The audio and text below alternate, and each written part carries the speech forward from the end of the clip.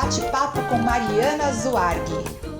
Olá a todos, eu sou Indiara Belo e neste podcast vamos exibir um bate-papo com a compositora, multi-instrumentista e arranjadora Mariana Zuarghi. Mariana é uma das artistas da terceira geração da música universal. A linguagem do mago dos sons Hermeto Pascoal. E o bate-papo começa com a Mariana falando da sua trajetória na música instrumental brasileira. Olá a todos, meu nome é Mariana Zuarghi, sou flautista, saxofonista, compositora e arranjadora.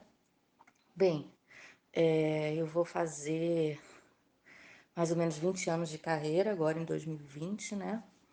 E minha história com a música começou, eu posso dizer, desde que eu estava na barriga da minha mãe, antes de eu nascer. Porque meu pai, o Tiberê Zuarghi, ele faz parte do grupo do Hermeto Pascoal há muitos anos, há mais de 40 anos. Então, antes de eu nascer, ele já estava lá. E minha mãe ia sempre para os ensaios, né? Quando estava grávida de mim. E aí a gente foi crescendo. Eu estudava numa escola super perto do lugar onde o Hermeto Grupo ensaiava. Então, eles tinham ensaio todo dia, de segunda a sexta, naquela época, nos anos 80, né? De 2 às 8 da noite. Eu saía às 5 da escola, atravessava a rua, ia para o ensaio. E aí, assim, foram anos a fio. Então, escutando aquela música, vendo eles ensaiarem, vendo o Hermeto fazer muito arranjo ao vivo. Eu tenho uma memória muito viva de ver o meu pai tocando uma linha de baixo e depois chegar no ensaio e ver onde é que a linha de baixo que ele estudou a manhã inteira se encaixava naquele arranjo, né? Então, claro que não era um estudo formal, era uma coisa muito lúdica, mas essas lembranças, elas são muito latentes para mim. E aí, mas foi passando, né? O tempo foi passando, adolescência e tal, me desconectei um pouco dessa de ir sempre nos ensaios, porque aí tinham mil coisas acontecendo na adolescência, imagina. Acabei fazendo vestibular para psicologia, passei, entrei na faculdade, eu tinha 17 anos, não tocava nenhum instrumento ainda, cantava com meu pai, a gente tinha um piano que ficava na copa, né, perto da cozinha. Então, assim, a gente tinha essa tradição de cantar, de ter música na nossa casa sempre. Mas, assim, eu pessoalmente não tocava nenhum instrumento. E aí fui fazendo curso. Quando eu tinha mais ou menos 19 anos, achei uma flauta transversa na casa de um amigo. E aí comecei a estudar e aí veio na minha mente assim várias memórias de músicas do Hermeto, músicas do meu pai que eu escutava desde que eu era bebê. E aí, deixa eu tentar tocar essa, deixa eu tentar tocar aquela. E aí o som foi saindo, foi indo. Aí quando eu vi, eu estava no final da faculdade já, né, assistindo aula e pensando que tinha que acabar logo porque eu queria estudar flauta, porque eu queria conseguir chegar até o final naquela música. Enfim, foi uma coisa bem arrebatadora para mim, né? A flauta na minha vida, assim, chegou com uma certeza de que era aquilo que eu tinha que fazer, assim. Eu adorava a faculdade, eu acho que eu ia ter sido uma psicóloga bem feliz na vida, mas a música, ela foi uma paixão, foi uma coisa de arrebatar mesmo. E aí, quando eu vi que minha cabeça não estava mais na faculdade, eu estava no último período já, eu conversei com meu pai, eu falei, olha, eu tô querendo trancar, porque tá vindo com muita força essa questão da música. O que você acha? Será que é tarde? As pessoas geralmente começam a estudar mais cedo. Aí ele, olha, nunca é tarde, se é isso que você quer, vambora. E aí foi uma questão de tempo. Eu passei um tempo estudando, professor particular e tal, nas oficinas da música universal, né? Que é o projeto didático do Itiberê Zuarghi. E, e aí foi uma questão de tempo até entrar na Itiberê Orquestra Família, que foi um projeto que meu pai teve durante muitos anos, uma orquestra de quase 30 figuras. E, enfim, eu passei 10 anos nessa orquestra, viajei Brasil, Europa, América Latina, aprendi muito, assim, toquei do lado de grandes músicos. E aí, em 2009, essa Itiberê Orquestra Família virou Itiberê Zuarghi Grupo, e aí eu sigo fazendo parte desse grupo, né? E, e assim foi meu começo na música, né? E E eu acho que a minha música é profundamente conectada e enraizada e tudo na música universal, que veio do Hermeto, que inspirou meu pai e que passou para mim, né? Esse legado da música universal mesmo. Eu falo em várias entrevistas que eu virei musicista para tocar música universal. Assim, a minha conexão com essa estética é muito, muito forte. Assim, é uma conexão musical, pessoal, de alma mesmo. Como que você enxerga o surgimento da figura do Hermeto Pascoal, esse bruxo, né, esse mago dos sons, e a inauguração desse modo de viver, de experimentar o som, que é a música universal brasileira?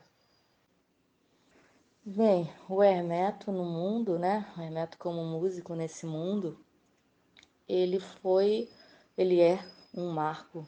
Assim, ele mudou a história musical de muita gente, na medida em que ele foi muito corajoso desde sempre, desde a adolescência, para tocar o som que estava no coração dele e para procurar os sons na natureza e para procurar a música que mais inspirava ele. Para o Hermeto, eu sinto que sempre foi muito difícil que ele fosse rotulado de qualquer coisa, porque ele veio de Alagoas, né? Albino nordestino não enxergava bem. Então ele poderia já aí ter um super rótulo, né, de uma pessoa que não vai ser capaz de fazer várias coisas no mundo e tal. E aí ele começou a tocar acordeon e aí ele fazia instrumento também com materiais que ele achava na natureza. Começou a tocar nas rádios no Nordeste e tal. E aí tentaram rotular ele que ele tocava música nordestina por causa da sanfona, que naquela época, os anos 60, 50, 60, era muito era muito rotulada como um instrumento que no Brasil tocava forró.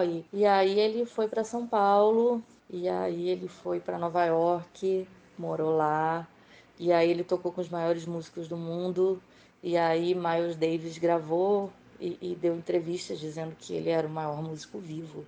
E, e o Hermeto seguiu sempre conectado com a música que tinha no coração dele. E a música universal, eu sinto que é um conceito que ele resolveu propagar, ele resolveu dizer que a música dele era universal, exatamente porque alguns termos que se usavam para definir o que é o Hermeto, o que é a música do Hermeto, não, é, não dava conta, e não vai dar nunca conta do que ele é. Porque ele acabou de gravar um CD de forró, um CD lindo de forró, e logo antes do CD de forró, ele gravou um CD com uma big band, com arranjos complexos, com harmonias modernas e polirritmias e sobreposições. E assim, e o coração dele e a beleza, ela tá tanto nesse disco da Big Band quanto no disco do forró, quanto no disco Brazilian Adventure que ele gravou nos Estados Unidos e que é super conceitual, poderia ser chamado de free jazz, talvez. Mas para ele isso não é relevante. Então, quando ele fala que a música dele é universal, ele quer dizer que ele é inspirado pelo que tem na volta dele, né? Então, se ele acorda com vontade de compor um forró com 2 acordes, ele vai fazer. E pode ser que no outro dia ele vai compor uma outra música nada a ver com nada. E porque o que inspira ele não está dentro de caixas, o que inspira ele está à volta dele, né? Então, eu acho que é um estilo de música, né? Música universal. Cada vez mais eu vejo músicos dizendo que tocam a música universal e isso me faz muito feliz. E... Mas é um modo de viver a música, eu acho, não de tocar a música. Falando sobre o Tiberê, ele além de ser seu pai, é também uma referência musical para você, né? Como que é essa relação no trabalho? E quais foram as principais contribuições da sua participação dentro do Tiberê Zuarg Grupo para a construção dos seus trabalhos autorais de hoje? Bem, falar do meu pai, do Tiberê, é uma coisa muito especial e incrível para mim, porque eu posso dizer que ele é a pessoa que me ensinou tudo que eu sei em música, né? Tudo que eu sou como arranjadora, como flautista, como compositora, a inspiração vem muito diretamente dele. Primeiro que eu comecei a tocar no grupo dele, primeiro na Tiberê Orquestra Família, depois na Tiberê Zorg Grupo. E aí nessas formações eu vi muito ele compondo em tempo real, dele fazendo arranjo em tempo real. E, e coisas que ficam muito na minha memória e no meu coração mesmo é como ele é profundamente conectado com o sentir dele. Então, muito mais do que eu aprendi vendo ele acertar, eu aprendi muito vendo ele errar e desistir. Dele abrir um naipe de sopros e falar assim: essa formação tá ótima. E aí, quando o naipe toca, ele, não tá tão boa assim, vou mudar. E aí ele explicava pra gente que estava em volta, né? Ó, vou mudar porque eu pensei que isso ia dar certo desse jeito, mas deu certo de outro por causa de. Então, assim, ele não tem regra para escrever, para compor. A regra dele é se vai ficar bonito, se vai suar, né? E sempre muito conectado com o coração dele, com o sentir, sempre, como eu posso dizer, sempre pensando que a teoria não vem em primeiro lugar. A teoria ela vem para ajudar a gente a se comunicar, a teoria vem para nos dar ferramentas, mas assim, o que faz a gente ser, cada um de nós, um compositor diferente, um arranjador único, é a gente estar conectado com o nosso coração, né? Estar conectado com o músico que a gente está escrevendo, que isso é uma coisa que eu aprendi demais com ele também, de que quando a gente tem a oportunidade de escrever para o músico, para a pessoa, ao invés de para o instrumento, aquilo fica muito rico, né? Eu tenho um grupo formado por 5 pessoas de 5 países diferentes, então, só dando um exemplo rápido, a cantora que canta no meu grupo, ela é da Dinamarca, então ela tem todo aquele background do jazz, de cantar na frente de big band, não sei o quê. Então, quando eu estou na minha casa escrevendo as linhas de voz, os contrapontos voz e flauta, que tem bastante, eu escrevo pensando nela, eu escrevo para ela, no timbre da voz dela, nas coisas que ela faz bem, nas coisas que vão ser um desafio para ela e que vão motivá-la, na voz dela junto com a flauta. Então, assim, o Tiberê, ele me ensinou tudo isso, assim, além de coisas técnicas, ferramentas muito importantes. Faz assim, não faz assim, isso funciona daquele jeito. É assim, Mari, tem que suar. Se você não tiver suando, se você te escrever uma coisa que não está suando, você procura, você ouve na sua cabeça, ouve no seu coração e não desiste até achar o som que você está sentindo.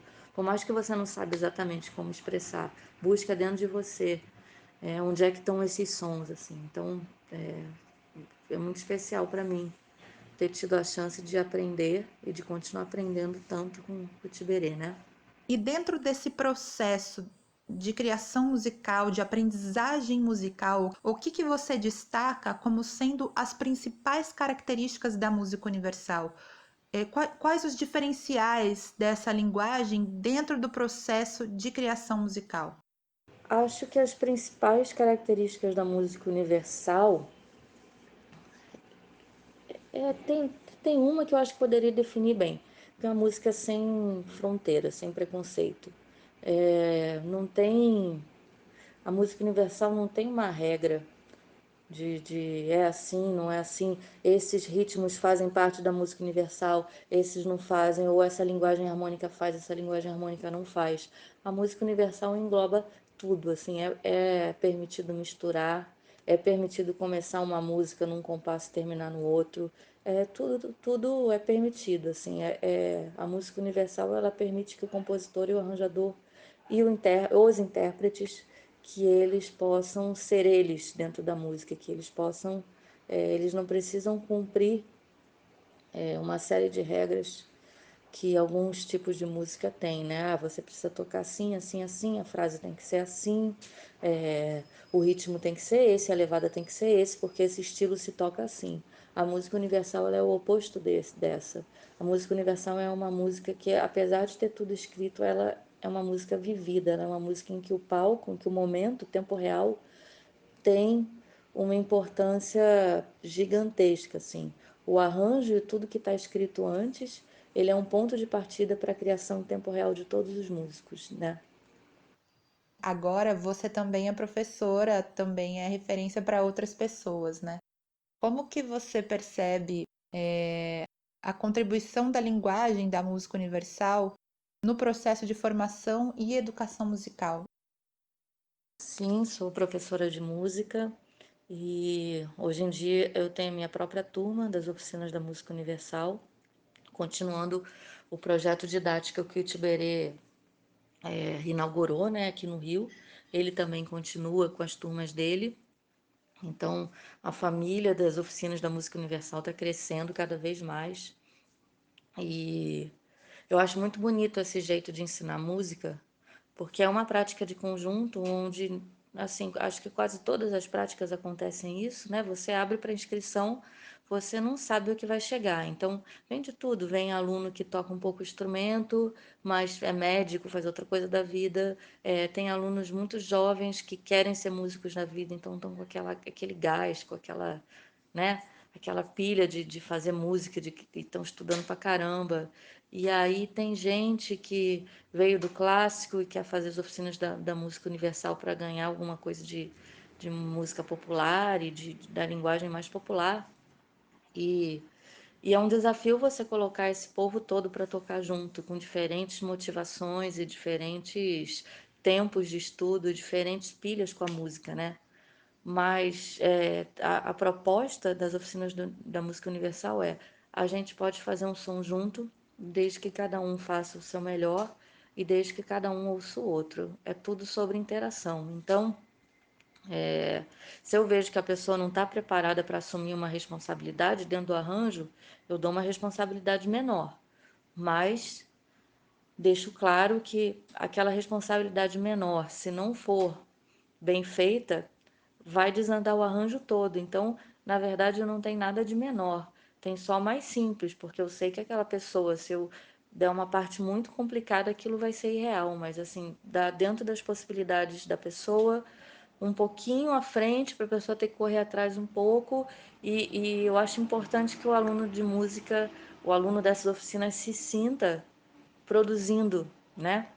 Então é importante que ele veja que se ele não se dedicar àquela parte, o arranjo inteiro não vai acontecer. Música é um fazer coletivo, assim, não adianta ver individualmente. E é para aqueles alunos mais cheios de gás, que têm mais tempo e que querem ser músicos na vida, aí eu também saio metendo a caneta, dou um monte de nota, um monte de coisa para a pessoa tocar, e aí eu vejo que os olhos brilham para trazer na semana que vem tudo limpo, né?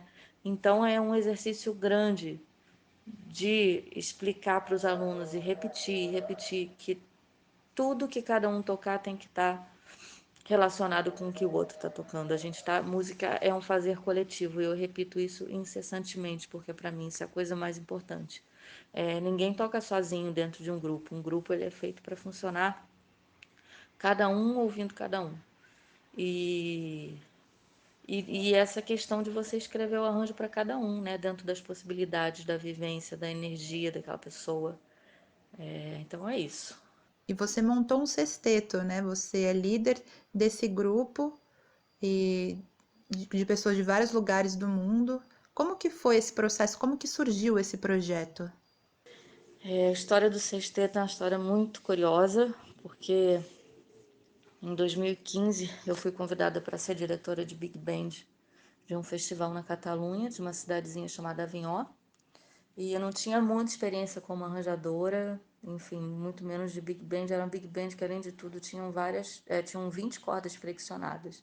Então, eu escrevi os arranjos, passei 3 meses virando noite, fui para a Espanha, passei uma semana, né, com a Big Band, assim, uma orquestra de 60 pessoas. E aí, enfim, tocamos no último dia do festival, fechamos o festival, aqueles festivais de verão europeus, assim, lotados de gente, né? Todo mundo feliz que estava no verão. E quando eu vi meus arranjos suando, assim, naquele palcão, aquela galera toda tocando, eu falei, caraca, deu uma emoção, sabe? Mas até então eu imaginava que isso ia, né? Foi, acabou, que emoção, voltei para o Brasil. E aí, assim, uns 4 meses depois, o diretor do festival me ligou, falou, ó, 2016, né, que seria o outro ano, o Hermeto faz 80 anos e a gente queria te convidar para voltar aqui para você fazer os arranjos de um concerto inteiro dedicado ao Hermeto, que a gente vai fazer uma homenagem aos 80 anos dele. A gente não tem dinheiro para pagar músicos vindos do Brasil, né? Mas se você tiver como fazer essa banda com músicos da Europa, ia ser bom, porque aí ia caber no nosso orçamento aqui. Bom, eu não conhecia ninguém na Europa, assim, nenhum músico que eu pudesse chamar, né? E aí fiquei com aquilo na cabeça, já tinha dito sim pro diretor, claro, né? Como não? E aí, enfim, chegou uma dinamarquesa nas oficinas da Música Universal. Eu estava trabalhando de assistente do Tiberê nas oficinas dele, ela ouviu falar que tinha esse movimento, foi. Quando ela cantou as primeiras notas na oficina, eu falei, nossa, é ela que eu quero tocar junto, assim. Eu fiquei completamente emocionada com a voz dela, com o jeito que ela cantava, com a energia dela. Chamei ela para tomar um café e expliquei. Ah, você não quer fazer parte desse projeto? Verão de 2016 na Espanha e tal. Ela topou na hora e falou: Olha, eu conheço um baterista super bom. Aí eu já tinha um pianista que era espanhol e a gente foi junto construindo a banda. É, e aí nesse ano viajamos, fizemos uma turnê de verão, tocamos em vários festivais, Festival de Copenhague, Festivais Musicais de Avignon, tocamos na Alemanha, em vários clubes de jazz, tocamos na Finlândia. E aí enfim, mais um projeto que era para ser um ano só, né? 80 anos do Hermeto, fizemos e tal, não sei o que, bom, acabou. Quando eu voltei pro Brasil, a banda toda estava apaixonada um pelo outro e, a gente, vamos continuar, vamos continuar. Ah, mas a gente não tem produtor. Ah, vamos tentar a gente mesmo agendar pro verão que vem. E assim foi indo. Aí, quando eu vi, eu tinha uma banda. Quando eu vi, a gente não tocava mais só arranjos do Hermeto, a gente tocava minhas composições também. E quando eu vi, eu estava fazendo turnê 2 vezes por ano na Europa e eu tinha essa banda. Então, eu acho que essa banda, de certa forma, que era para ser uma homenagem aos 80 anos do Hermeto, foi um presente que ele acabou me dando, né? E você está prestes a lançar um CD, é o seu primeiro CD autoral. Como que foi essa experiência? Ela te trouxe descobertas sobre o fazer artístico? É um projeto financiado coletivamente, né? Como que foi esse processo? Foi como você imaginava? Você teve surpresas? Sim, vou lançar meu primeiro CD. É meu primeiro CD autoral. Estou aqui muito feliz com isso. São 8 músicas minhas, uma do Itperê, uma do Hermeto. Os arranjos são meus. E a experiência foi muito bonita, assim, porque foi um processo de auto descoberta também, né? De olhar para dentro de mim e de me questionar o que que eu gosto, qual que é a minha música universal, né? O que que é a Mariana dentro desse movimento todo. E enfim, foi incrível. Eu ainda tá reverberando aqui, porque o nome do CD é Nascentes, que eu acho que tem a ver com eu nascendo como compositora, como arranjadora e eu olhando para dentro de mim mesmo, né? Me percebendo, me sentindo que eu sou, assim, foi bem bonito. Sobre o financiamento coletivo,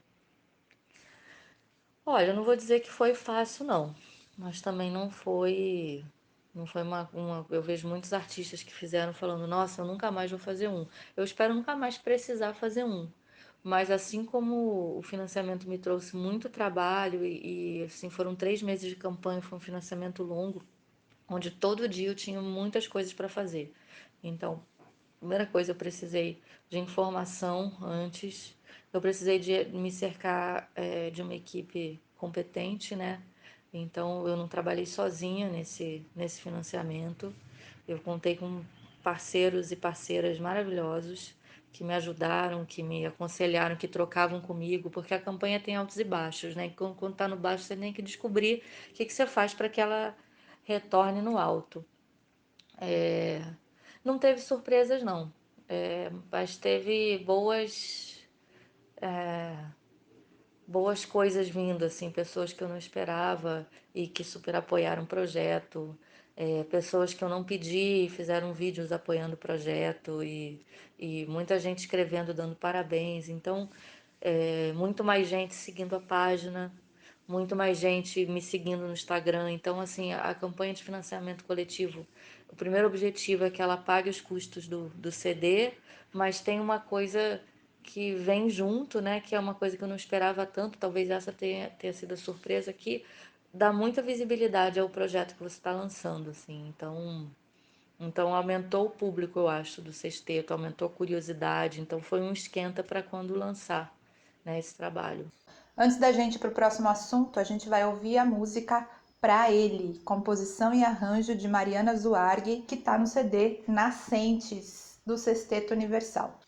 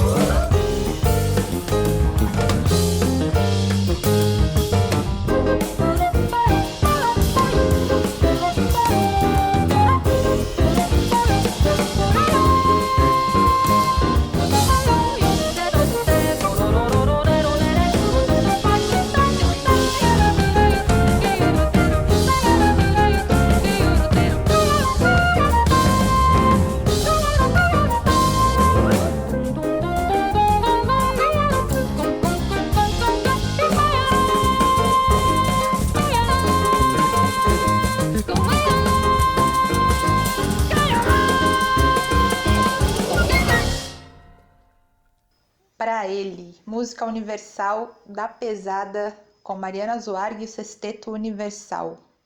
Mariana, eu não sei se você concorda, mas eu penso que a construção de uma persona artística se dá com o tempo e evolui intimamente conectada ao desenvolvimento pessoal, individual do artista, né? Sendo assim, o fazer artístico me parece ser sempre alimentado pela maneira única de cada artista perceber e traduzir o mundo. Nesse aspecto, e se é que você concorda com isso, como você se sente como artista hoje, sendo mulher brasileira no século XXI, fazendo música instrumental? Eu concordo. Eu acho que, por exemplo, esse CD que eu vou lançar, ele é uma fotografia de mim em novembro de 2019, né? Porque eu acho que o tempo todo, depois desse CD, eu me sinto uma outra pessoa. E eu acho que quando eu lançar o CD e a turnê de lançamento e as oficinas e os encontros, elas vão trazer mais elementos, né? E mais inspirações e vão me fazer mais olhar para mim, olhar para fora. A minha música é muito inspirada nessa dicotomia, né? De olhar para dentro de mim e me inspirar fora de mim, porque quando eu encontro um músico que eu gosto, né? Que eu fico querendo saber mais e ouvir mais, me encanta muito mais a diferença do que a semelhança. Os meus maiores ídolos na música, eu não toco parecido com eles ou com elas. A diferença, ver a pessoa pensar um arranjo ou uma frase de um jeito que eu nunca pensaria, me inspira e me faz olhar para mim de novo e pensar se eu não deveria desenvolver outras ferramentas para dizer a mesma coisa que eu quero dizer. Então, música é movimento, a minha música é conexão, e a minha música me faz desenvolver como ser humano, né? Enfim. Então, assim, eu acho que eu tô lançando esse CD, eu tô me lançando como a minha carreira artística solo, num momento em que tá melhor para as mulheres instrumentistas, compositoras, arranjadoras do que já esteve. Eu acho que artistas como a Joyce, a Leia Freire e muitas outras que começaram a cantar, a tocar, a arranjar numa época em que só tinham homens fazendo, eu acho que elas desbravaram aí um terreno muito árido, sabe? E eu acho que a gente tem um caminho grande pela frente nesse sentido. Eu acho que ainda é muito difícil existir nesse meio, mas assim, que bom que a gente está mudando, né? Que bom que o mundo está mudando ao redor da gente, que bom que nós mulheres compositoras, band leaders, a gente está também fazendo o mundo olhar para a gente e a gente está fazendo várias pessoas mudarem o jeito de olhar para uma mulher na música instrumental. E, bom, você citou aí Joyce Moreno, Leia Freire. Quais são as suas referências de mulheres na música instrumental brasileira? Bom, a minha referência máxima é a Joyce Moreno. Eu acho ela genial, incrível. A coisa que mais me inspira nela é como ela é uma compositora incrível e como ela compõe de um jeito que é dela. Assim, claro que ela tem uma inspiração muito grande na bossa nova. É claro que o violão dela, vê, você consegue ver as influências, né? Você consegue ver quem influenciou, mas ao mesmo tempo você ouve uma música, você ouve uma levada de violão, você fala, é a Joyce, é a banda da Joyce, assim. Então, quando eu comecei a tocar flauta, ela tinha uma banda que ela fazia bastante show, que tinha como flautista o Teco Cardoso, que é um flautista que eu admiro muito, assim, um dos meus flautistas preferidos. Então, eu comecei nos shows aqui no Rio para ver o Teco. E aí, quando eu vi, né, isso em 2002, 2003, quando eu vi pela primeira vez uma mulher na frente da banda, todas as músicas dela cantando do jeito que ela canta, tocando o violão que ela toca, aquilo me inspirou e aquilo me emocionou demais, assim, né? O jeito que ela se apropriou da música dela, que ela se apropriou da harmonia, do arranjo, e numa época em que ela foi pioneira, né? Então, ela é minha referência máxima. É, Nenhuma flautista brasileira eu acho que pode deixar de falar da Leia Freire. É super arranjadora também, super band leader e compositora, e toca piano, e toca flauta, e tá sempre em movimento, e apoia as mulheres instrumentistas, e ela é demais. Eu acho que teriam muitas outras para citar, mas eu vou citar essas duas por terem sido pioneiras, por terem tido tanta coragem, tanta força numa época em que era muito mais difícil do que é hoje. Mariana, muito obrigada por esse bate-papo delicioso. Foi um presente que eu espero poder compartilhar com muitas outras pessoas. E, bom, nada melhor do que terminar com música universal, né? O que a gente vai ouvir agora? Foi muito bom que falar um pouquinho da minha carreira, dos projetos, enfim. É, a gente vai tocar agora uma música que está no novo CD, que se chama Ventania, é um 3x4, e e foi inspirada por um momento difícil e ao mesmo tempo muito bonito. Eu fui para Helsinki, na Finlândia, gravar um CD com uma big band finlandesa, o Hermeto Itberê, todos os arranjos do Itberê. Eu ia gravar piccolo, quer dizer, eu gravei piccolo, né? Um monte de parte difícil pra caramba e dobrando primeiro trompete, primeiro alto. E aí 2 dias antes de chegar em Helsinki, depois de ter estudado assim um mês a fio muito, as partes eram muito difíceis, eu tive um acidente e quebrei o braço. Quebrei o meu braço direito. E aí tinha tudo para desistir, né? Não vou, o que eu vou fazer lá? Mas aí eu tive uma intuição que se eu colocasse o pícolo ajeitadinho, daria para eu tocar meio torta, mas daria para eu tocar.